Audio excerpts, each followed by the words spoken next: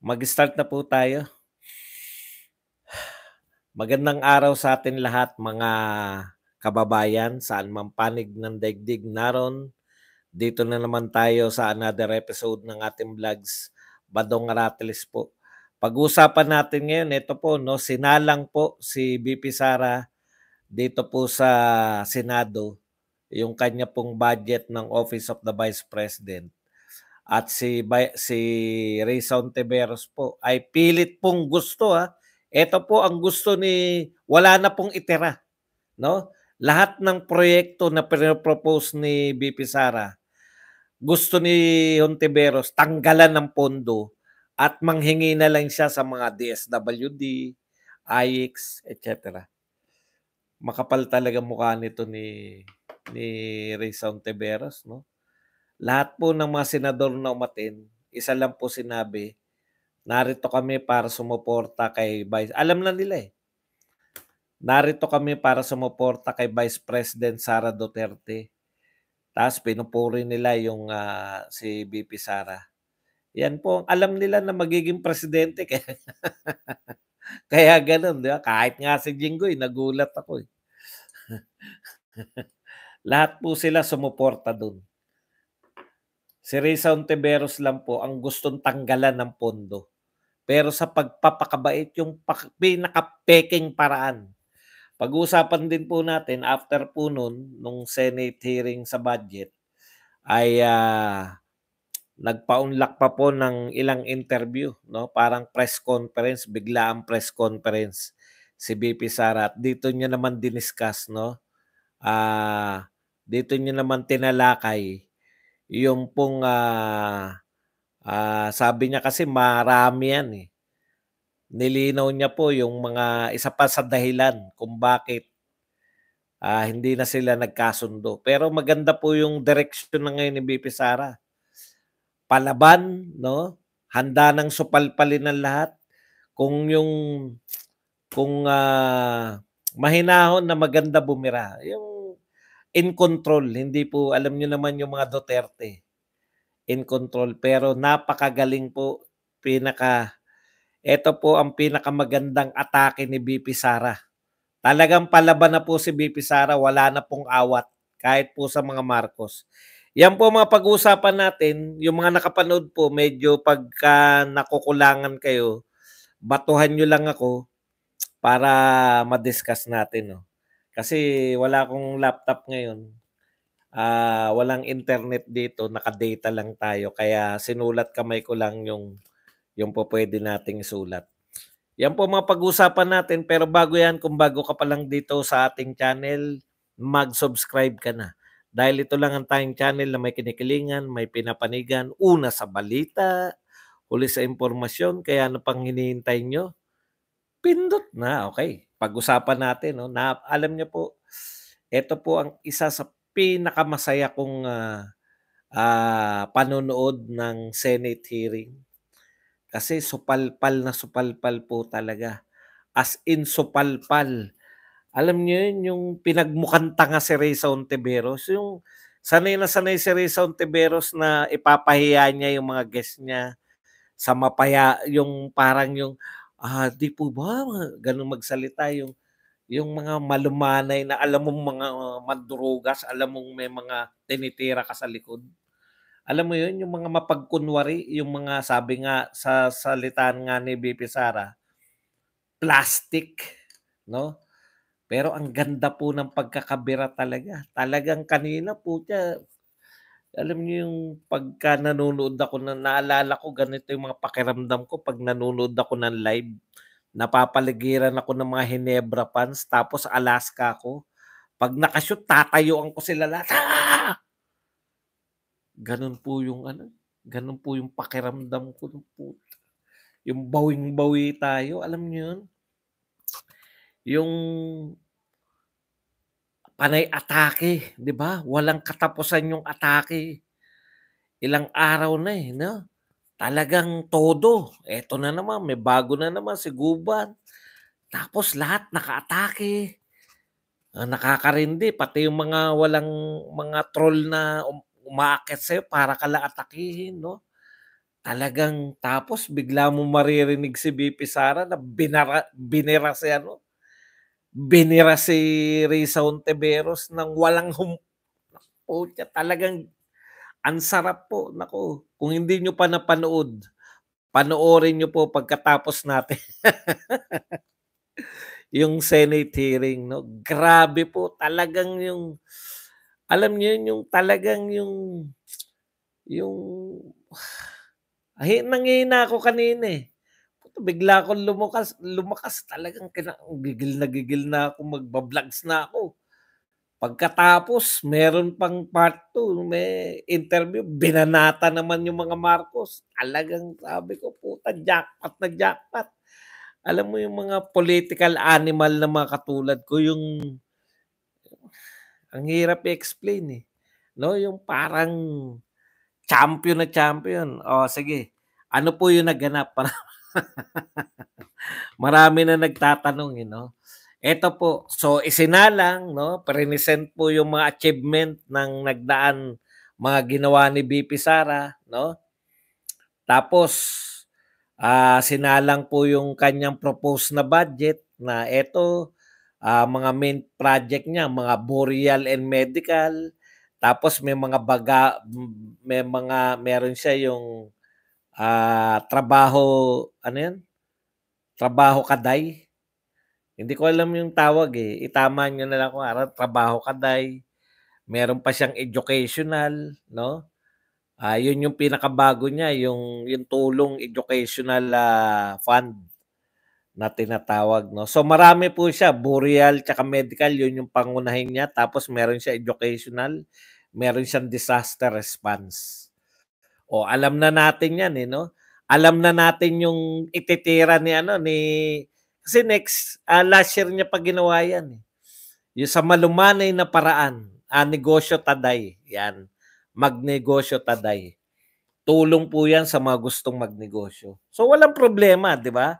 Vice President, may mga proyekto siya, dapat pondohan. Kaya yung ibang senador wala namang problema, sinuportahan. Eto na ngayon, humahangos si Risa Hontiveros. Galing pa sa dalawang hearing. Ngayon, eto po ang mga banat niya. Mga pang-uuto ba? Maganda po 'no, yung mga kaya lang parang, redundancy na. Kasi meron na pong gumagawa niyan, eh. Yung usual narinig ko na yan last year, eh. Ganito pa rin ang banat, eh. Katulad po ng medical and burial, ay ginagawa na po yan ng ating DOH at saka ng ating DSWD. 'Di po ba? Tapos yung disaster naman po, ginagawa naman yan ng ating DSWD, 'no? Yung magnegosyo tayo, maganda yan, tulong sa mga nagnegosyo, ginagawa naman na po yan ng ating DTI. So, nagkakaroon po ng redundancy na parang di na po ayoko na. Hmm, hmm. Ayoko na mag-vlogs. Gigigil ako. Siguro maarte ka.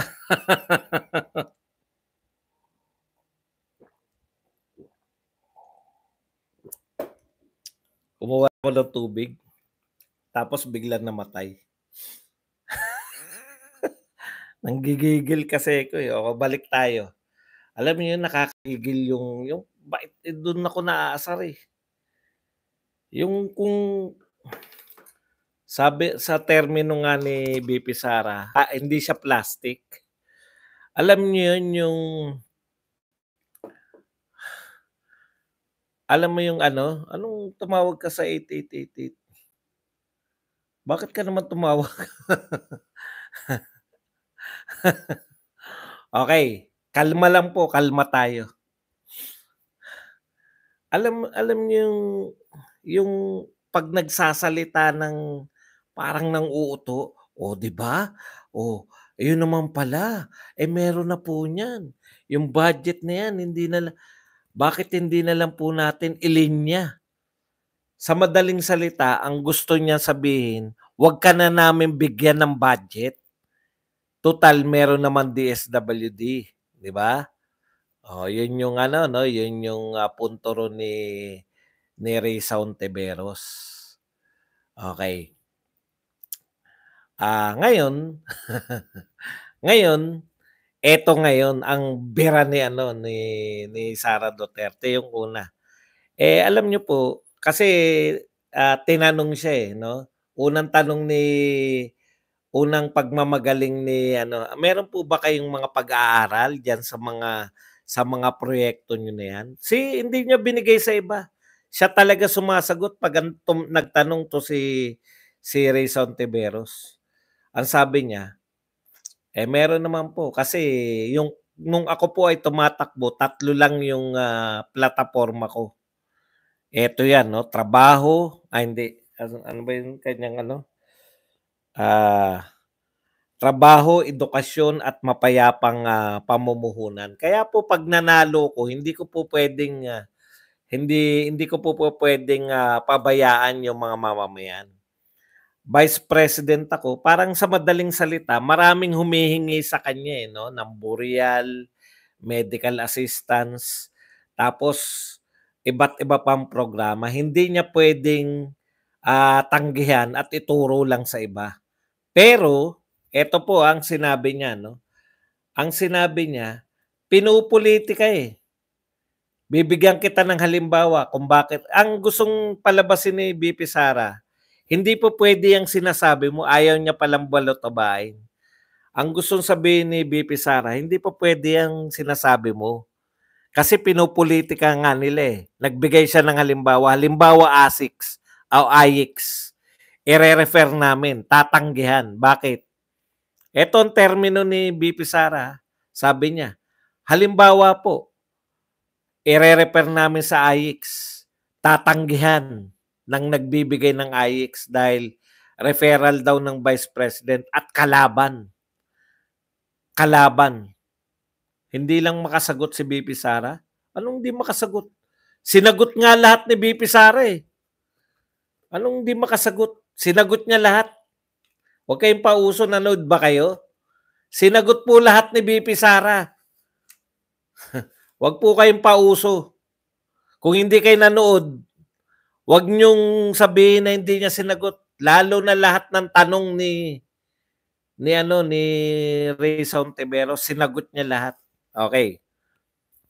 Hindi po siya di makasagot na naman. Sino nagsabi hindi makasagot? Sinagot niya lahat.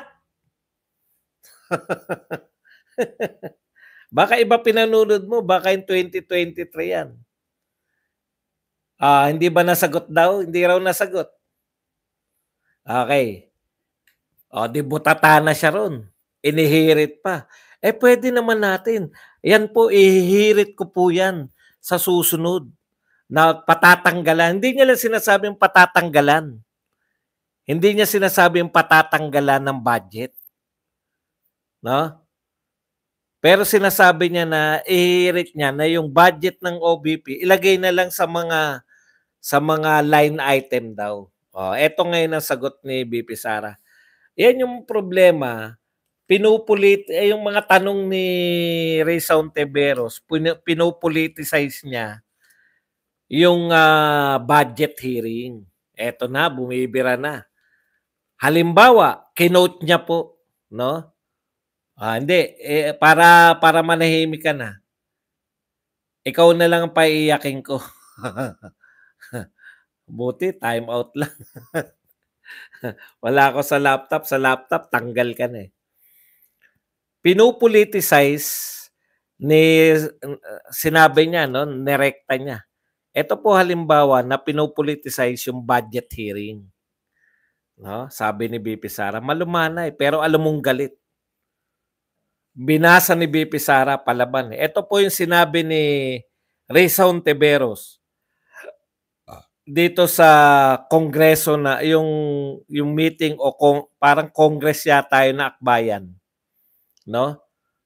So binasa niya, naalala niyo yung speech ni Ontiveros na hangga't nasa kapangyarihan si VP Sara ay malaki ang tyansa ng mga Duterte na makabalik.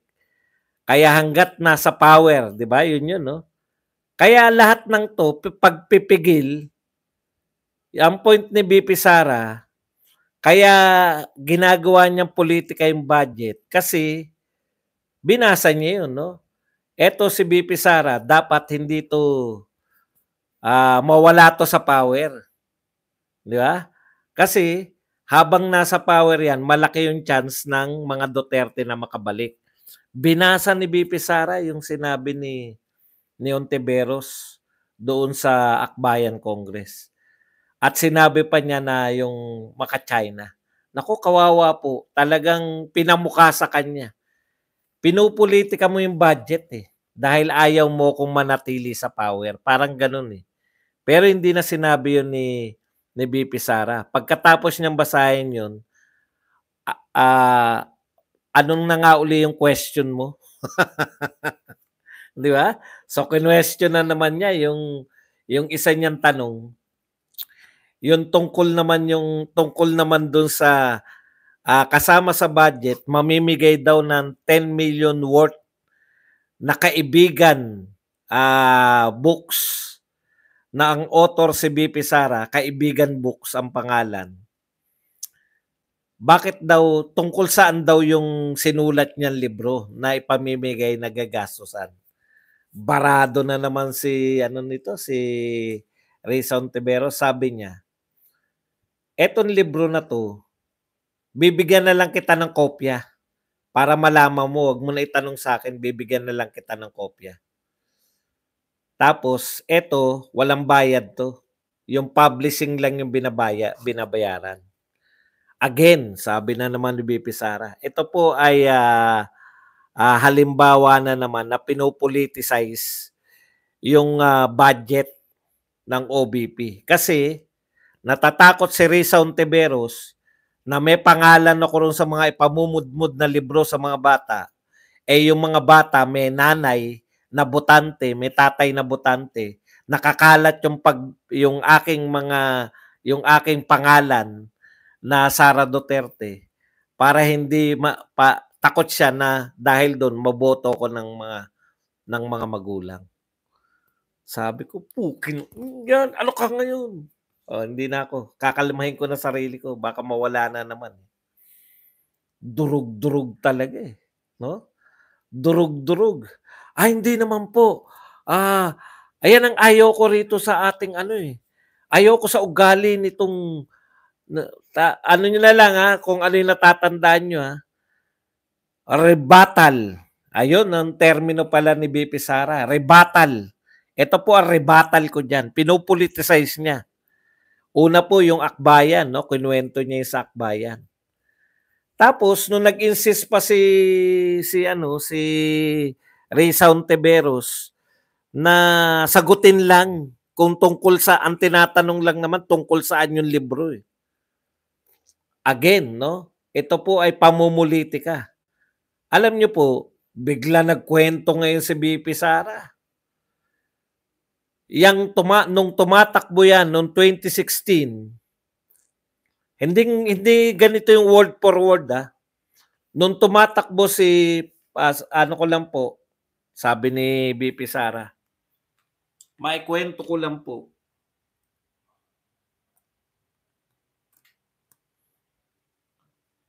Nung tumatakbo yan na 2016, dahil alam niya naman na akala niya siguro hindi mananalo si President Duterte. Kaya sa akin siya humingi ng tulong dun sa Davao. Humingi siya ng tulong.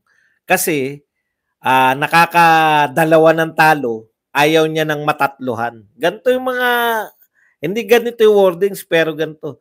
Ako naman, dahil humingi siya ng tulong, kinausap ko naman yung isang congressman. Tulungan mo naman to, bigyan mo lang ng mga Ayaw din siyang tulungan. Ayaw din siyang tulungan ng congressman. Si BP Sara na nakiusap dun sa congressman para tulungan siya. Ito po ang maganda kay BP Sara, pinamumukha niya na ngayon na kayo, nung nanghihingi, yun, no? Balik agad Magandang pagbabalik yan. Okay. Eto ngayon, di sabi ngayon ni BP Sara, tumawag pa raw sa kanya. Pinalo up daw yung support na hinihingi sa kanya. Kaya pinalo up niya rin kay Congress. Bigyan mo na lang kahit ilang mga barangay at mga leaders mo. Bigyan mo na lang. Pagkapanalo daw noong 2016, siya raw ang kauna-unahang bumira kay President Duterte. Ano pong uri ng ugali yan?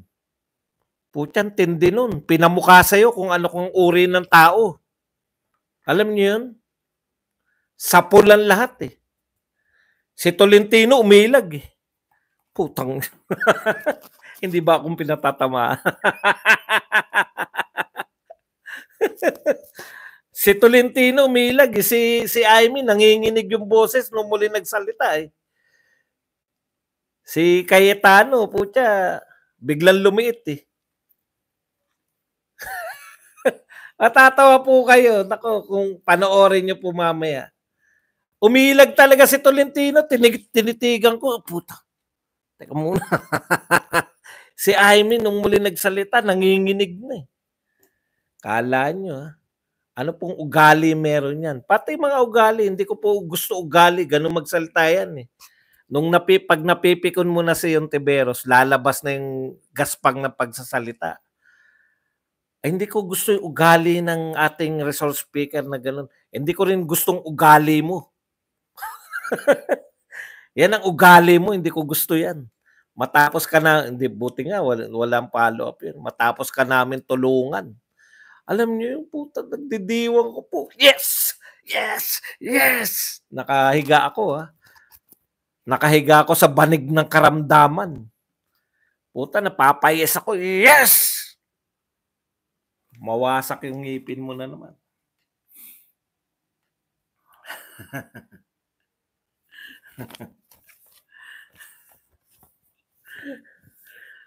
At biglang umawat na si to the rescue. Yung iba na po nagtatanong, sinasagot po ni BP Sara ng matino. Halimbawa, nung si Grace po na. Nung si Grace po na nagtanong, sinagot niya naman, tungkol saan ba yung libro? Tungkol sa friendship. Oh, friendship, no? Friendship naman naman. Pero hindi na po umiimik si Ontiveros. At pinasainan na po nila. Wala na pong question, nag-second demotion. Nakalimutan ko na kung sino yung nagsabi na ipapasa na nila sa plenary. Sa plenary na po uli ang debate nyo. Okay. Ito po, yung paglabas po, yun na, no? Meron pong sinundan na siya ng mga reporter, pinaunlakan naman niya. Eh, yung sinasabi na katarantaduan nyo, yung sinasabi nun, hindi makasagot. Utot mo, hindi ka nanood. Manood ka kasi. Hindi makasagot, sinagot nga lahat eh. Ito po ang ganda po ng mga binitawan ni BP Sara nung sa labas na mga reporter na lang kausap. Kaya kami ginaganito kasi threat kami sa power. No? Threat kami sa power. Yung Duterte. Kaya sila hinaharas. Political harassment eh. Di ba? Sinabi niya na yan. Sila ay alam ko na. Umiinit. Teka, tututukan ko lang ng electric fan para baka madaan to. Pag tinututukan ko na sa electric fan, baka naman naghahang lang siya. Dahil sa sobrang init ng panahon. Okay. Threat sila. Yung mga Duterte. Alam nyo na kung kanino sila threat. Doon sa mga nagsusulong daw, yung gustong ma-extend yung power or gusto nilang magkaroon ng power through chacha. Ay, sino ba yun? Alam nyo na yun eh, di ba? Okay. Tapos kinuwento niya na yung mga Marcos. Yung mga Marcos, noon daw, kasi nauwi po yung sa may pagsisisi ba? Okay. Dito muna. Kinuwento niya muna, no? Wala naman talaga siyang balak tumakbo na presidente, no? Sinabi niyan, alam natin yan lahat. Yung vice president, siyempre, nakumbinsi lang siya ng mga Marcos, yung magkapatid. Eto na, nilalabas na unti-unti ni VP Sara yung mga tunay na dahilan kung bakit siya nag-resign. Wala namang problema, no? Pero nilapitan siya eh. Hindi siya tatakbong presidente, nagdeklara siya. Wala rin siyang actually ang pinail niya ay mayor. Dahil ang pangarap niya three times na mayor, no? Yung ano niya matapos niya yung term. Pero lumapit daw sa kanya mga Marcos, ganito yung termino, yung pagkakasabi nila. Tulungan mo kami kasi hindi kami mananalo.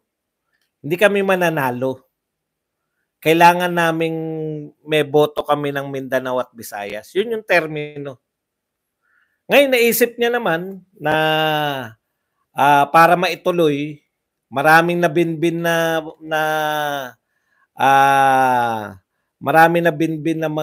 mga proyekto si Pangulong Duterte. Compromise na lang para maituloy lang yan. Kaya tumakbo siya na Vice President. Ang tansya niya, sa pagiging Vice President, matututukan niya. Di ba? Tama nga naman. Pangalawa ka sa pinakamataas eh. Tapos miyembro ka ng ano. Kaya hindi lang ang tinakbo po nila, no? Taliwas po sa pagkakaalam natin na unity, hindi po. Unity and continuity. Yun yung pinaalala ni BP Sara eh. Pero sabi nga ni BP Sara, pero alam nyo naman ngayon na nangyari, eto na. Wala na talaga yung continuity. Hindi na natin nakikita na kinokontinue nila. Talagang kitang-kita na ngayon yung panggagamit, no? Kaya tinanong nga siya, si Senator Amy, magkaibigan kami. Magkaibigan lang sila, pero alam mo na, masama loob. Kasi yun na nga eh, unity and continuity. Pero nung nanalo sila, tablahan na, di ba? Yun yung matagal na natin sinasabi. Kaya nagtanong, may regret ka ba na tumakbo ka ng BP? Bakit naman ako magkakaregret? Kung tumakbo ko ng mayor, di mas lalo kung babanatan pa rin nila. Kung tumakbo ko ng mayor, baka iba nanalo. Mas lalo na yun pag yun na nanalo. Yung si Lenny, di ba? O mas lalo silang babakbakan nun. Kahit na mayor pa siya, hindi siya titigilan. Yung sinasabi natin dito nun, no? Yung mga nagpapanukala pa sa inyo, baka hindi tumakbo si BP Sara. Na-realize na yan ni BP Sara, kita mo sinasabi, kahit mayor lang ang tinakbo niya, hindi siya tatantanan. Kaya, wala siyang regret na Vice President. At least Vice President siya. May laban-laban dahil hindi na sila tinatantanan. Di ba? Hindi na sila tinatantanan. Pero yung tanong sa kanya ngayon, natatakbo ba siya sa 2028? Alam niyo na yung sagot. Kita mo yung diferensya noon. Tatakbo ba siya ng 2022? Hindi. Definite siya na hindi siya tatakbo. Gusto niya maging mayor ng 3 term. Ngayon, anong sagot niya? Tatakbo ka ba ng 2028? Mahirap sagutin yan. Kasi mamaya baka madulas ako, patay na ako, paano ko? Di ba? Hindi niya po naisip na po ni BP Sara yan. Mas kawawa po sila. Imagine niyo ngayon nga Vice President siya. Tignan niyo po yung ginagawa sa pamilya niya. Vice President pa yan ha. Pangalawa pa sa pinakamataas dahil sila ay threat sa mga may ambisyon diyan. Threat sila sa gustong manatili sa power. Threat sila sa gustong manungkulan na malamang kamag-anak incorporated. Huwag na nating sabihing si Martin. O kung gusto pang manatili sa pwesto ng mga Marcos, threat din yung mga Duterte. Yan lang po yan. Kaya lahat po to, tong harassment na to, no? Kasi dahil threat sila. Okay. Pero ganito po ang sabi ni BP Sara eh. Mahirap sagutin yan dahil ang halimbawa niya, baka madulas ako dyan, tigok na, sayang naman yung paghanda. No? Maghanda lang sa 2027 na o fourth quarter ng 2026. So alam na ni VP Sara kung kailan siya yung talagang maghahanda na talaga. Fourth quarter ng 2026. Alam na ng mga Duterte yan. Ngayon, yung sinasabi na natatakot na yung mga Duterte, sinagot din ni VP Sara. Isa pa palang sinagot niya yung mga kanya-kanya sila nasagot ni si Tatay Digong, meron siya mga abogado sa ICC, siya rin meron din siyang sariling abogado. Yun yung sagot niya ng paghanda eh. Abogado. Nag-hire ako ng mga abogado. Hindi sila titigilan. Bakit sila hindi titigilan? Kasi threat. Kaya mapapansin nyo ngayon, lahat ng investigasyon sa Kongreso nakatutok sa mga Duterte. Threat sila eh. Wala nang pakialam, no? Sabi nga ni BP Sara, hindi sila natatakot, hindi kami takot. Sumasagot lang kami. Sumasagot lang sila. Alam nyo, political animal yung mga yan. Sabi nga ni BP Sara, 9 na taon pa lang ako. Politika na yung buhay ko. Tatay ko, mayor na. Wala akong ibang alam. Yung universe ko, politics. Wala siyang ibang alam na mundo, kundi politika. Aral at politika lang ang alam niya. Kaya wala sa kanila yan. Takot yung mga Duterte. Hindi sila takot. Sumasagot lang sila. Ikalawa, mahirap daw kalaban tong mga to, no? Mahirap kalaban. Alam niyo na, no? Marcos, yung kamag-anak incorporated. Kasi di na sila sumusunod sa batas, sa pangharas. Sa kanilang pangharas sa amin. Tindi, no? Ang tindi ng mga binibitawan ni BP Sara, palaban eh. No? At ang huli niya, politika lang yan. Pwede tayong maghiwa-hiwalay. Yung katulad ng sinasabi ni Tatay Digong, pwedeng diyan kayo lahat, ako lang mag-isa. Hindi niya po isusuko ang politika. Kaya magdiwang po tayo. Yan ang leader natin.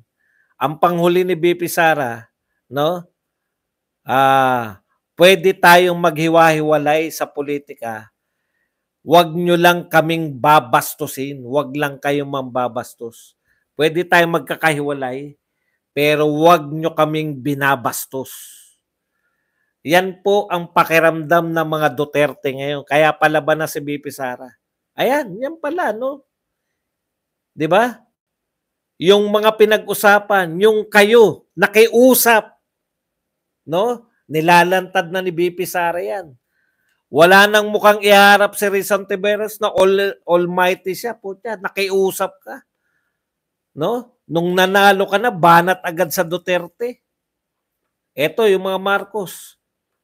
Pati termo niya, hindi kami mananalo pag walang boto ng Visayas at Mindanao. Kailangan ka namin. Kailangan. Si Sara Duterte. Sa bibig na ni Sara Duterte, yun ang pakiusap ng mga Marcos, hindi sila mananalo. Pero nung nanalo na, threat na sila bigla. Lahat ng nangyayari na to na harassment, bordering na illegal na ang ginagawa. No? Dahil lamang sa sila ay threat.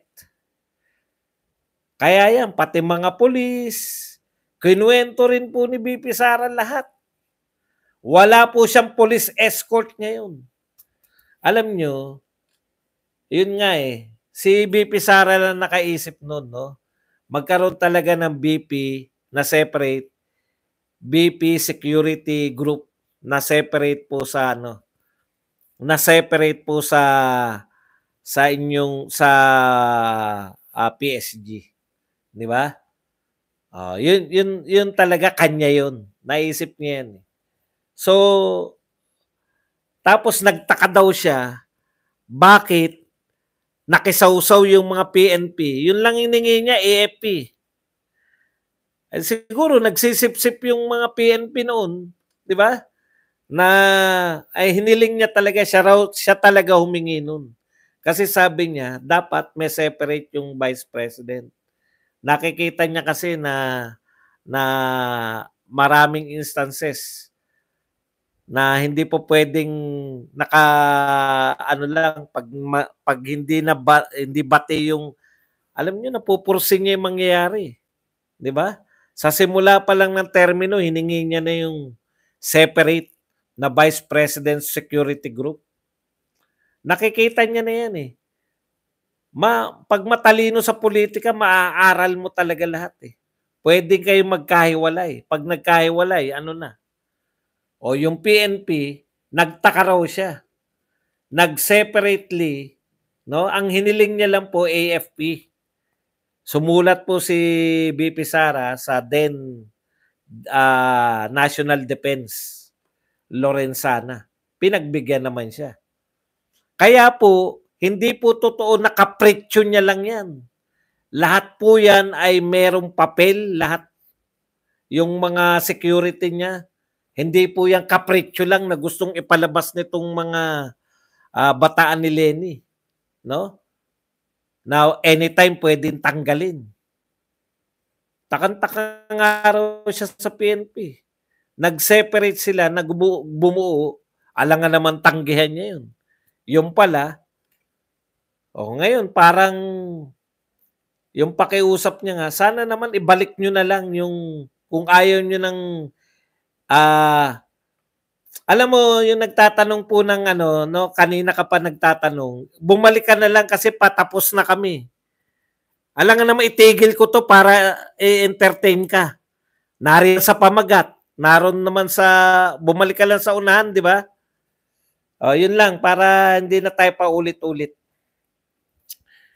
Ganun 'di ba pag late, hindi mo ipapaulit.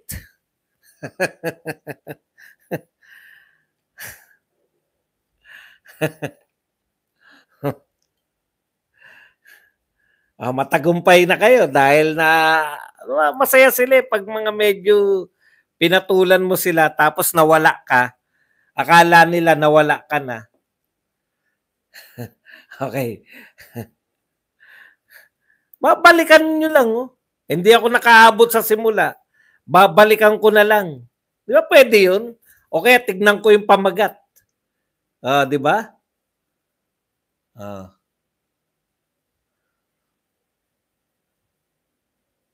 Di ba? Tapos paksiw daw ulam niya, no? Talagang may tawag diyan eh. Okay. Kanina pa mga ilang araw na po ako high blood kaya tinutulog ko lang nga sana eh. Kaya lang ganun. Okay. So sa bandang huli, yun na nga no, lahat po to political harassment. Palaban po ang mga Duterte, no, hindi po sila papayag. May mga consultation na sila sa mga abogado, yung mga ginagawa niyong harassment, no? Basta na ang nakakatuwa yung talagang yung mga Duterte ngayon eh hindi na po pumapayag na no yung mga pinapanalangin natin ngayon, ano ba hindi ba magsasalita si BP Sara? Wala pa rin ba sasabihin? Ito na po yun. Enjoy na enjoy tayo. Kaya ang masasabi ko lang sa inyong lahat, relax, no? Maghanda ng popcorn at dudurugin na ng mga Duterte. Kita nyo ha, pinagtutulungan, no? Ang mga Duterte pinagtutulungan pero ang nagaganap parang sila nagmumukhang tanga eh. Expose na expose eh.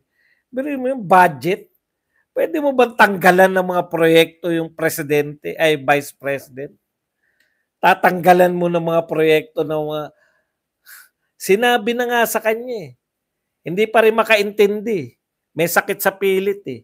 Script kasi yan ni Ontiveros. Kinakailangan niyang ano yung script niya. Doon pa lang dapat na nakaunawa ka na eh. Ano dapat nung naunawaan na niya dapat? Nung sinabi pa lang na hindi nga eh. Trinay namin na i-repair sa AIC, sabi sa amin, hindi pwede dahil kalaban ka eh. Office of the Vice President eh. Tapos, dapat doon pa lang, ma-realize mo na ay bakit ganun?